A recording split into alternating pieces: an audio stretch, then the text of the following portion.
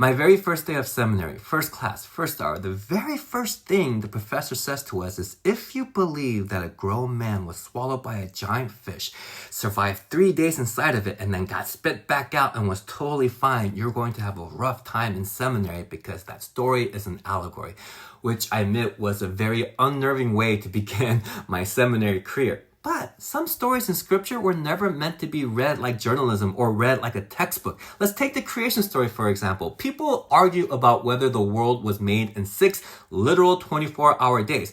But the sun and moon, how we measure a 24-hour day, was not created until day 4. On top of that, there are 2 creation stories that offer slightly different accounts of creation.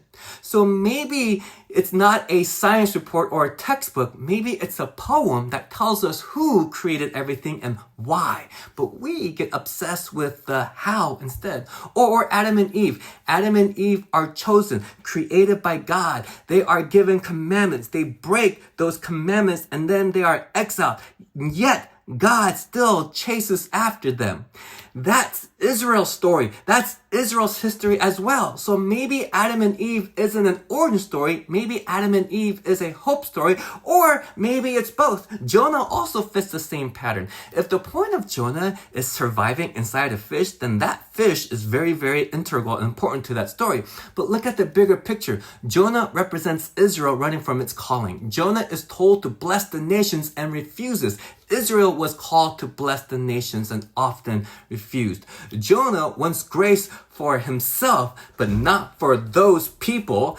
And Israel struggled with the very same thing. And then the outsiders in Nineveh, they respond to God better than Jonah does. So maybe Jonah's story is supposed to be a mirror that's held up to Israel and ultimately held up to us as well. Even Jesus didn't freeze scripture in place. He used it to reveal God, not to shut the conversation down. When we treat the Bible like something fragile instead of something alive, we don't protect it, we bury it. Scripture is God-breathed, yes, but we hold it so tight that we suffocate it. So do the stories have to be real to matter? Not always. What matters is whether they lead us to love God and love people. We don't have to take the Bible literally, but we sure as hell should take it seriously.